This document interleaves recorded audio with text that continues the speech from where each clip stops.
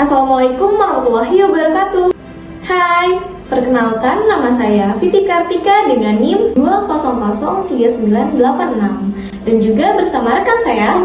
Halo, aku Sekar Sari Nurdini dengan NIM 2001606. Di sini kami akan membawakan sebuah fabel yang berjudul Selamat menyaksikan.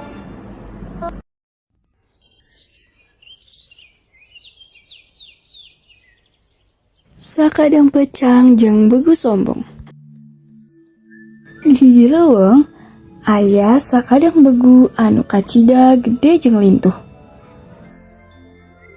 Sukuna kuat, sihung dina sungutna seukeut jeung panjang. Manehna teh jadi raja di eta leuweung. Eta begu teh pada mikasieun ku sasatoan sajena. Eueuh hiji sato oge nu kawani. Ajak tuani nangtang, dalah maung anu katelah galak oge teu sanggup ngalahkeun eta begu.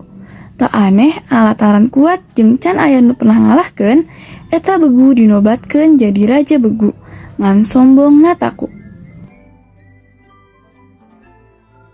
Hiji mangsa, raja begu teh lempang ngaliwat ka deukeut riungan sasatoan sajena. Manehna pok nyarita. Sok saha nu wani ngalawan aing? Ngadengi kitu, hiji sato oge eueuh nu kemek.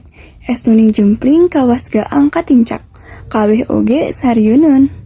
Kalawan adigung-adiguna, eta begu teh nabongkeun kekuatanana. Tangkal buah didupak, tangkal jambu ditubruk nepi ka awut-awutan. Taneuh disungkur nepi ka acak-acakan. Manehna ngarasa aing uyah kidul sebab eueuh deui lawan anu sanggup nandingan kakuatanana. Keur kitu, trojol sakadang pecang. Raja begu nyarita. He sato letik, dimana wae anjeun? Tes ulin neangan hawa seger, tembal pecang. Naha anjeun teu ngajak uring, cek begu. Ulin sorangan leuwih leluasa, naha abet kudu ngajak anjeun, jawab pecang. Ngadengi ucapan pecang kitu, Raja Begu ngerasa kasinggung. Manehna nyangka satu letik kumawani ngeremehkeun manehna. Padahal salila ieu eueuh hiji sato oge di leuweung eta nu kawani. Naon sia? Cek Raja Begu ambek. Naha sia teu nyaho yen aing teh raja leuweung anu pada mikasieun. Kumawani nyarita kitu? Sia teu sieun ku aing. Saha nu sieun? Cek pecang. Naha kuring jeung kudu sieun ku anjeun sagala. Apanan kakuatan anjeun mah biasa wae, teu beda jeung sato sajena. Raja Begu porahan nafsuna ngadenge omongan sakadang pecang kitu teh. Beungeutna ngembang wara bakating ku amarah. Nafsuna geus teu kaampeuh. Dasar satu leutik bleguk sia, geus waktuna ayeuna aing ngasaan daging sia anu gurih. Ceuk Raja Begu nafsu kacida. Heueuh bae ari anjeun hayang daging kuring mah, tapi syaratna anjeun kudu bisa ngalahkeun kuring dina pertandingan anu bakal dilaksanakeun poe isuk di dieu. Ceuk pecang nangtang.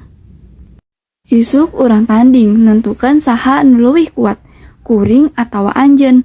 Lamun anjeun nu menang, sok bae dahar daging kuring. Ngan lamun kuring nu menang, mangka anjeun kudu tunduk ka kuring jeung kudu ngaku yen kuring anu paling kuat di leuweung ieu. Hade pisan usul maneh teh cang, cek Raja Begu nya tujuan kana panangtang pecang. Kabeh sato nu aya di dinya baralik ka kandangna sewang-sewang. Isukan maranehna bakal baralik deui ka tempat eta pikeun lalaju pertandingan Raja Begu jeung si pecang. Nah nya si pecang rek sosoroh kojor ngalawan begu, lain kitu soteh manehna pedah geus boga cara pikeun ngalahkeun begu. Dua poe ka tukang, pecang geus nyieun kedok anu nyarupaan dirina, lain kedok sembarangan. Bahanana oge dijieun tina kai anu teuas. Uleukeun jeung ulet mah eta kedok teh akhirna anggeus oge. Kedok eta teh sarimbak pisan jeung beungeutna si pecang. Lamun isuk dipake teh, Raja Begu moal bisa ngebedakeun Peting harita, si Pecang istirahat ngumpulkan tenaga bari ngelemesan kedok ngarah sarua pisan jeung beungeutna. Isuk-isuk kabeh sasatoan geus ngarumpul di tempat anu kamari. Maranehna geus teu sabar hayang geura ningali pertandingan anu langka. Raja Begu datang ti heula, disambut ku sasatoan anu sarurak. Teu lila karunyung Pecang datang. Geur deui kabeh satu sarurak. Hirup Raja Begu, hirup si Pecang. Enggeus dibere aba-aba ku sakadang gajah, pertandingan dimimitian.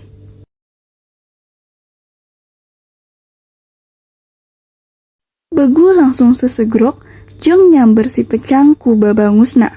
Si Pecang reureuh teu ngagiwar kalawan tenang nyambut samberan Raja Begu. Ku sabab panasaran, Raja Begu teh narajak deui ka si Pecang. Pecang nganceleng ngan hudang deui bari tuluy nangtang. Lila-lila babangus Raja Begu ledeh jeung baret di mana-mana. Sedangkeun Pecang mah ketempo seger keneh.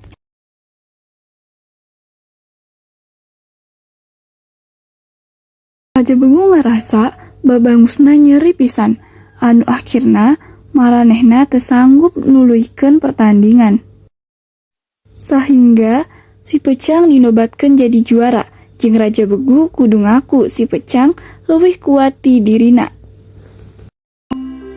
Jadi ieu fabel ngandung amanat nyaeta, urang salaku makhluk sosial ulah sok sombong. Janten ulah sok sieun pikeun ngutamakeun kabenaran upami urang yakin eta leres, sareng tong sieun ngalawan upami eta salah.